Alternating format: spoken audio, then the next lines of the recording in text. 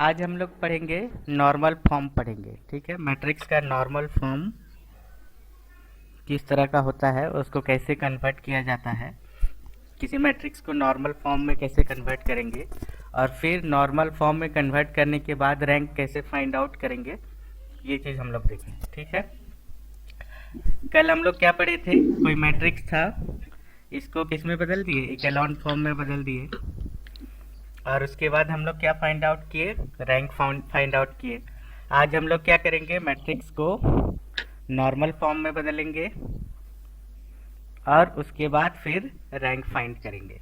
ठीक है, तो नॉर्मल फॉर्म किस तरह का होता है वो देखिए। नॉर्मल फॉर्म चार तरह का हो सकता है। सबसे पहला तो एक आइडेंटिटी मैट्रिक्स के रूप में हो सकता है। ठीक है, चाहे ये किसी भी ऑर्डर का हो, एक आइडेंटिटी मैट्रिक्स की तरह हो सकता है। ठीक है, ये एक आइडेंटिटी मैट्रिक्स है। ठीक है, ये एक आइडेंटिटी मैट्रिक्स है, तो इस तरह का भी हो सकता है। इसको हम लोग क्या कहेंगे, नॉर्मल फॉर्म कहेंगे। फिर हमारा मैट्रिक्स जो है इस फॉर्म में भी हो सकता है, आई आर जीरो। कहने का मतलब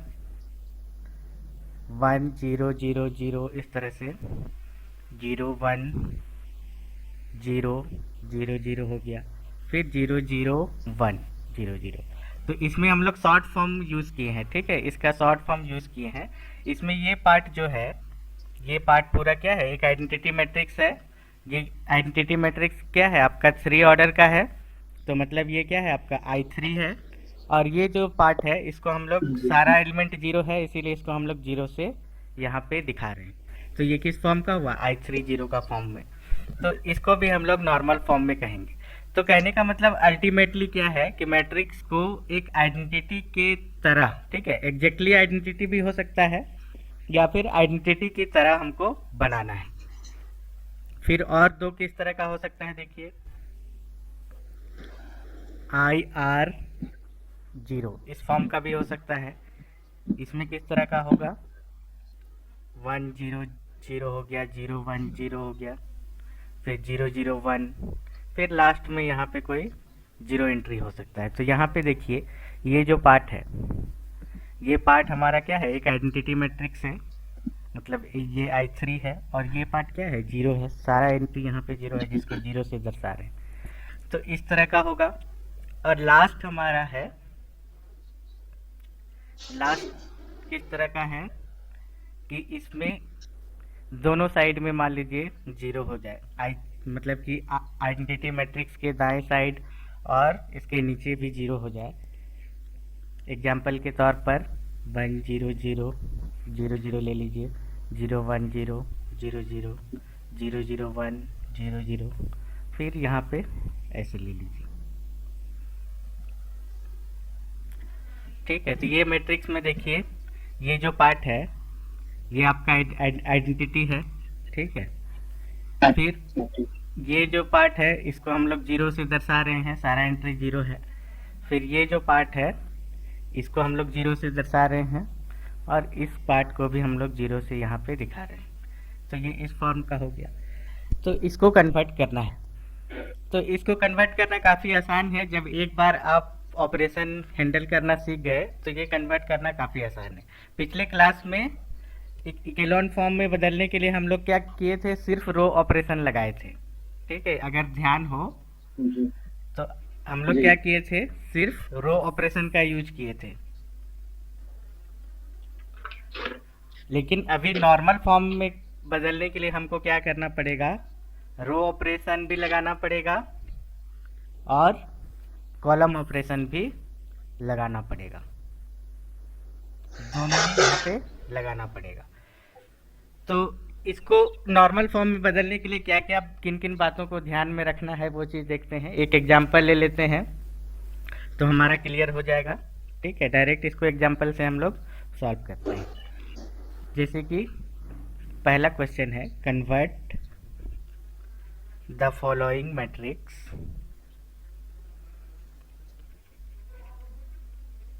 in the normal form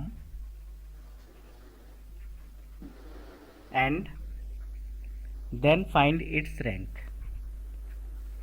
उसके बाद क्या करना है, उसका रैंक पता करना है। तो मान लेते हैं मैट्रिक्स क्या दिया हुआ है, 1 2 3 4 है, 2 1 4 3, फिर 3 0 5 -10, ये मैट्रिक्स दिया हुआ है। तो सबसे पहले नॉर्मल फॉर्म में बदलने के लिए क्या करना है, आइडेंटिटी मैट्रिक्स बनाना है। तो पहला एंट्री क्या होना चाहिए, फर्स्ट रो फर्स्ट कॉलम का जो एंट्री है वो क्या होना चाहिए, 1 होना चाहिए। ठीक है, तो इसमें ऑलरेडी 1 है तो इसीलिए इसमें कोई दिक्कत नहीं है। लेकिन इसके बाद हम क्या करेंगे, रो ऑपरेशन का यूज करके हमको क्या करना है, 1 के नीचे जितने भी एंट्री हैं सारे को 0 बनाना है। ठीक है, और फिर उसके बाद कॉलम ऑपरेशन का यूज करके इसके 1 के दाएं साइड जितने भी एलिमेंट हैं वो सबको 0 बनाना है। ठीक है, तो एक एक करके करते हैं। पहले रो ऑपरेशन लगाते हैं। तो रो ऑपरेशन लगाएंगे, ये 2 0 कैसे होगा बताइए, बता पाएंगे? ये हो गया आपका R1, ये R2 हो गया, ये R3 हो गया। क्या ऑपरेशन लगाएंगे तो 2 इस पोजीशन पे 0 आएगा, बताइए? R2 के जगह R2 माइनस 2 into R1। हाँ, R1। ठीक है, R2 को क्या करेंगे, R2 माइनस 2R1। तो ये ऑपरेशन लगा दीजिए। R1 पे तो कोई फर्क नहीं पड़ेगा, उसको हम लोग क्या करते हैं, जैसा का तैसा रख देते हैं। अब R2 में क्या करेंगे, R2 माइनस 2R1, ये तो 0 हो जाएगा। ठीक है, यहाँ पे कितना आएगा देखिए, 1 माइनस 2 इंटू 2 होगा ना, 1 माइनस 2 इंटू 2, इस पोजीशन पे -3 आ जाएगा। अब फिर इस पोजीशन के लिए क्या करेंगे, 4 माइनस 2 इंटू 3, ये कितना हो जाएगा, -2 हो गया। इस पोजीशन के लिए क्या करेंगे हम लोग, 3 माइनस 2 इंटू 4, ये कितना आ गया बताइए, -5 आ गया। ठीक है, इसी तरह से यहाँ पे आप कीजिए, ये तो 0 आ जाएगा जी। अच्छा, इसमें ऑपरेशन क्या लगाएंगे, 0 माइनस R3 को क्या करेंगे, R3 की जगह पे R3 माइनस 3R1 कर देंगे। ठीक है, तो ये तो 0 हो गया। अब इस पोजीशन के लिए क्या करेंगे, 0 माइनस 3 इंटू 2, तो ये हो जाएगा आपका -6। फिर इस पोजीशन के लिए क्या करेंगे, 5 माइनस 3 इंटू 3, तो 5 माइनस 9 हो जाएगा, -4 हो जाएगा। और यहाँ पे क्या हो जाएगा देखिए, -10 माइनस 3 इंटू 4, तो -22 हो जाएगा। तो एक काम हमारा कंप्लीट हो गया। ठीक है, अब क्या करना है हमको, अब कॉलम ऑपरेशन लगाना है। कॉलम ऑपरेशन लगा के किसको 0 बनाएंगे हम लोग, इसको 0 बनाना है, इसको 0 बनाना है और इसको 0 बनाना है। ठीक है, अभी 1 का नीचे सारा 0 हो गया, देखिए ये जो 1 था इसका नीचे सारा 0 हो गया। अब इसके दाएं साइड में जो एलिमेंट है 1 के दाएं साइड में, उसको 0 बनाना है, मतलब इस 2 को 0 बनाना है, 3 को 0 बनाना है और 4 को 0 बनाना है। और अभी देखिए कॉलम ऑपरेशन लगाएंगे हम लोग। ठीक है, अब रो ऑपरेशन का काम खत्म हो गया। अब कॉलम ऑपरेशन, ये हमारा C1 है, ये C2 है, ये C3 है और ये C4 है। तो पहला कॉलम को तो हम लोग छोड़ देंगे। ठीक है, अब दूसरा कॉलम में क्या करेंगे, एक हम बता देते हैं, C2 को क्या लिखेंगे हम लोग, C2 माइनस 2 C1 करेंगे, होगा जी। 2 माइनस 2 इंटू 1, तो 2 माइनस 2 इंटू 1 करेंगे, 0 आ गया यहाँ पर। ठीक है, और फिर यहाँ पर क्या होगा, -3 माइनस 2 इंटू 0, तो ये तो -3 ही रहेगा। और फिर -6 माइनस 2 इंटू 0, तो ये -6 ही रहेगा। ठीक है, कोई दिक्कत, ये समझ पाए कि नहीं बताइए। जी सर, जी। अब C3 के लिए क्या करेंगे बताइए, इस पोजीशन पे 0 लाने के लिए क्या ऑपरेशन लगाएंगे C3 बताइए। minus 3C1 3C1। C3 minus 3C1 हाँ C1 ठीक है, तो ये 0 हो जी जाएगा। यहाँ पे क्या आ जाएगा, -2 ही रहेगा, यहाँ पे -4 ही रहेगा। फिर इसको करेंगे C4 minus 4 into C1, C4 तो ये 0, 4C1 ये -5, जी ये -22। ठीक है, अब देखिए इसमें क्या है। अब यहाँ पे एक चीज ध्यान दीजिए, ये तो 1 आ गया। आइडेंटिटी मैट्रिक्स बनाने के लिए क्या होता है, डायगोनल एलिमेंट 1 रखना पड़ता है। तो अब किसका बारी है, इसको हमको 1 करना है। ठीक है, जी तो इसको 1 करने के लिए दो उपाय है आपके पास। या तो R2 को क्या कर दीजिए, -1/3 से मल्टीप्लाई कर दीजिए तो भी 1 हो जाएगा। ठीक है, जी या डिवाइड फिर हाँ, -1/3 से मल्टीप्लाई कहिए, या फिर हाँ जी 3 जी से डिवाइड कर दीजिए और उसके बाद माइनस से मल्टीप्लाई, या फिर -3 से डिवाइड कर दीजिए, ऐसा भी कर सकते हैं। ठीक है, और दूसरा उपाय क्या है, C2 को हम लोग क्या कर दें, -3 से डिवाइड कर दें तो भी तो हो जाएगा। कॉलम 2 को -3 से डिवाइड कर देंगे। तो यहाँ पर देखिए ये वाला ज़्यादा अच्छा है, क्या है कि ये क्या है, फ्रैक्शन में नहीं आएगा। हमारा एंट्री जो है फ्रैक्शन से बचने का कोशिश करेंगे। ठीक है, जी सर जी अगर नहीं बच पाए तो कोई बात नहीं, लेकिन जितना हो सके हम लोग क्या करेंगे, फ्रैक्शन से बचने का कोशिश करेंगे। तो हम लोग कौन सा ऑपरेशन अप्लाई कर देते हैं, ये ऑपरेशन अप्लाई कर देते हैं यहाँ पर। ठीक है, C2 को हम लोग किस में चेंज कर देते हैं, -3 से डिवाइड कर देते हैं। तो ये तो सेम रहेगा, इसमें क्या हो जाएगा 1 और इसमें क्या आ जाएगा 2, और बाकी क्या रहेगा,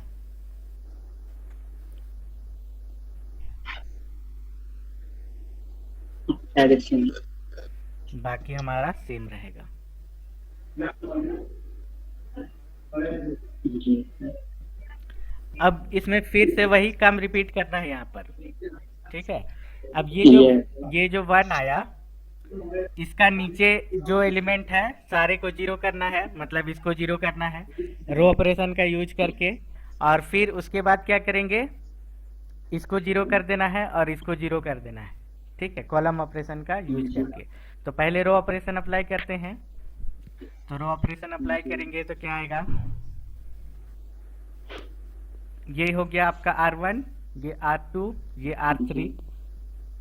तो अभी किसका हेल्प से करना है, R2 का हेल्प से अभी करना है। ठीक है, R2 के हेल्प से करना हाँ हाँ, तो R3 को हम लोग क्या लिखेंगे बताइए, R3 में क्या ऑपरेशन लगाएंगे, R3 माइनस R3 2R2 हाँ 2R2 करेंगे।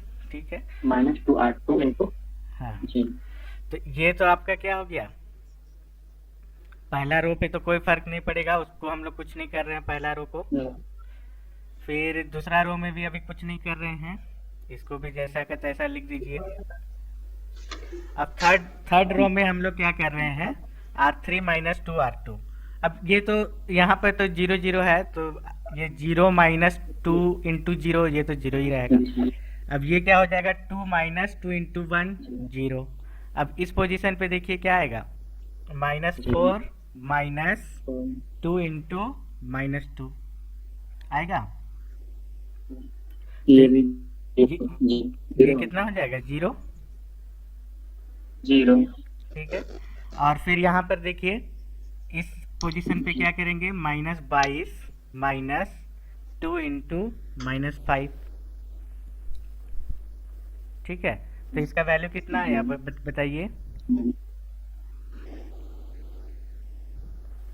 -12 -12 आ गया, -12 तो ये आ गया जी। आपका -12। ठीक है, अब क्या करना है, कॉलम ऑपरेशन अब अप्लाई कीजिए। 1 के दाएं साइड जो जो है उसको 0 करना है। ये C1 हो गया, ये C2 हो गया, ये C3, ये C4। अभी किसका किसका बारी है 0 होने का, इसका और इसका बारी है। ठीक है, और कॉलम ऑपरेशन का यूज करना है, और अभी किस कॉलम का हेल्प से करना है, C2 कॉलम के हेल्प से करना है।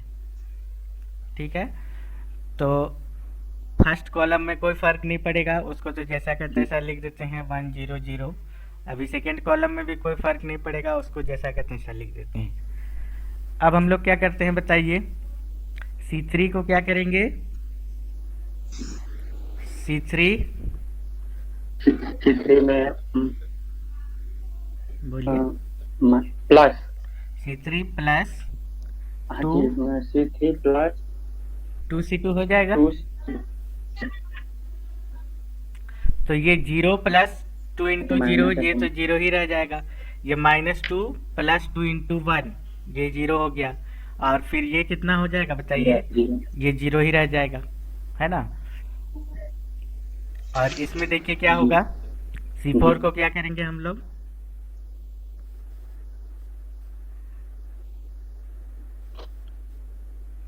C4 को यहाँ पर 0 लाने के लिए C4 प्लस 5 इंटू C2, ठीक है। तो ये 0 हो गया, ये भी 0 हो गया, और ये कितना हो गया, ये तो -12 ही रह जाएगा, है ना।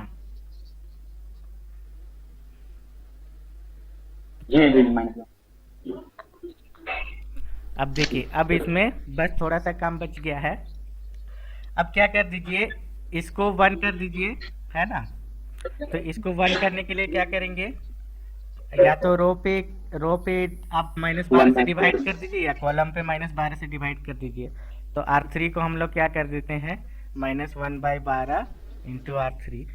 तो ये आपका हो जाएगा 1 0 0 0 1 0 0 0 0, और ये 0 0 1 हो जाएगा। लेकिन अभी और एक काम बचा हुआ है, अभी आइडेंटिटी मैट्रिक्स बन नहीं पाया है, ठीक है। अगर मान लेते हैं इसको आइडेंटिटी हम लोग मान लेते हैं, ठीक है। तो इसके राइट हैंड साइड ये तो 0 हो गया, ये भी 0 हो गया, लेकिन ये अभी 0 हो पाया है, 0 ये नहीं हुआ है ना। आपको इस फॉर्म में लाना है ना, IR 0 0 0, इस फॉर्म में लाना है।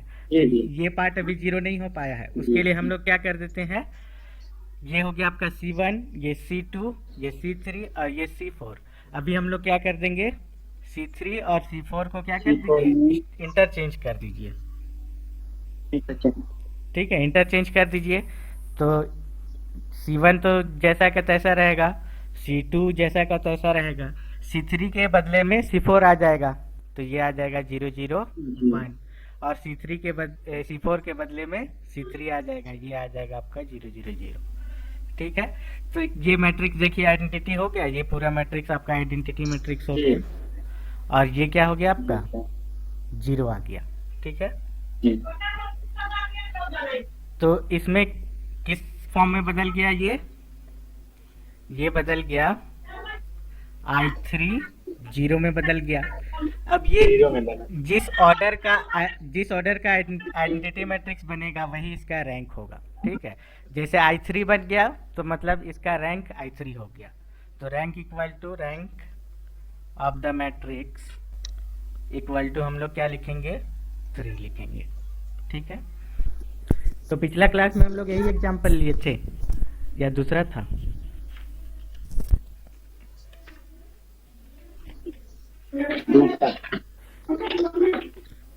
ठीक है। एक एक्सरसाइज से हम लोग ले लेते हैं, ठीक है जी सर। तो बस इसी तरह से सारा एक्सरसाइज आप लोग को कंप्लीट कर लेना है ना। तो एक क्वेश्चन ले लेते हैं हम लोग, 0 1 2 3, फिर 0 0 1 -1 और 0 0 0 0, इस तरह का दिया हुआ है। अब देखिए इस पोजीशन पे हमको 1 चाहिए, लेकिन यहाँ पे 1 है नहीं, ठीक है। तो सबसे पहले यहाँ पे हमको क्या करना है, 1 लाना है। तो 1 लाने के लिए हम क्या करेंगे, यहाँ पर ये C1 है और ये C2 है, इन दोनों को क्या कर देते हैं, इंटरचेंज कर देते हैं, ठीक है। तो इस पोजीशन पे फर्स्ट रो फर्स्ट कॉलम पे क्या आ जाएगा, 1 आ जाएगा। तो C1 के बदले में क्या लिखते हैं, C2 को लिख देते हैं, और C2 के बदले में C1 को लिख देते हैं,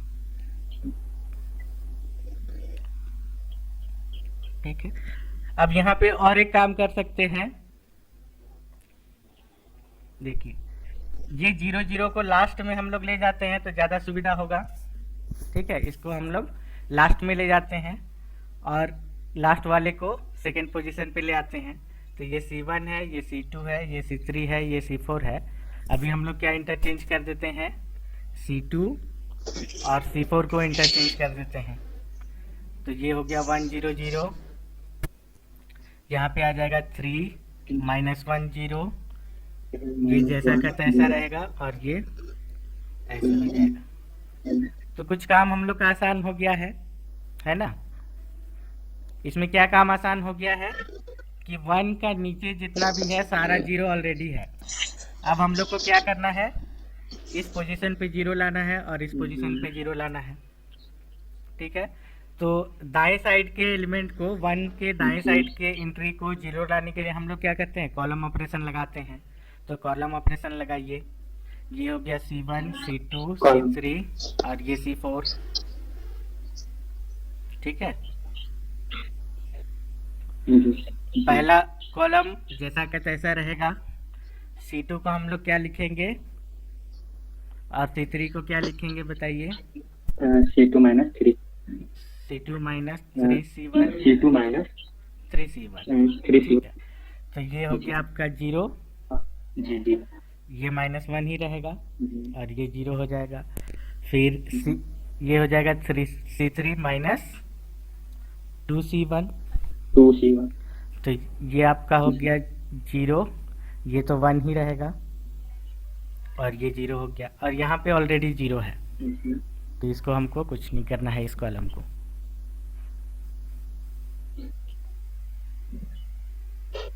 ठीक है, अब देखिए यहाँ पे क्या करते हैं, अब इस पोजीशन पे हमको क्या करना है, 1 लाना है, लेकिन यहाँ पे -1 है। तो C2 को या फिर R2 को, या तो C2 को या फिर R2 को -1 से हम लोग क्या करते हैं, मल्टीप्लाई कर देते हैं, है ना। तो यहाँ पे क्या कर देते हैं हम, C2 को हम लोग क्या कर देते हैं,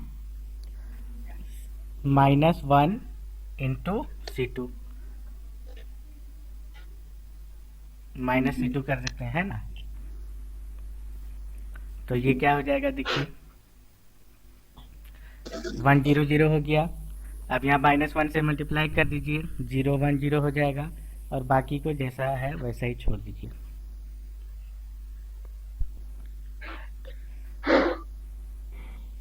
ठीक है, अब देखिए यहाँ पर अब क्या क्या काम बचा।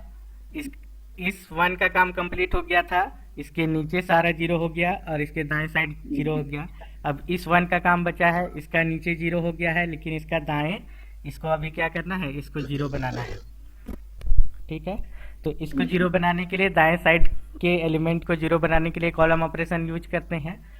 तो C3 ये हो गया आपका C1 C2 C3 और ये हो गया C4। तो C3 को क्या करेंगे, C3 -C2 कर देते हैं। -C2।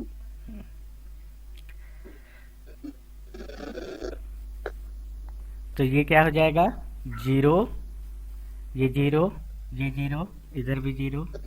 ठीक है, तो ये किस तरह का मैट्रिक्स बन गया, देखिए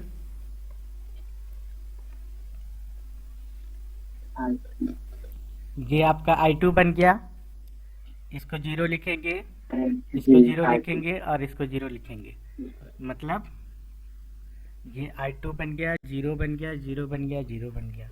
ठीक है, तो ये नॉर्मल फॉर्म में कन्वर्ट हो गया। तो रैंक ऑफ द मैट्रिक्स कितना हो जाएगा जी।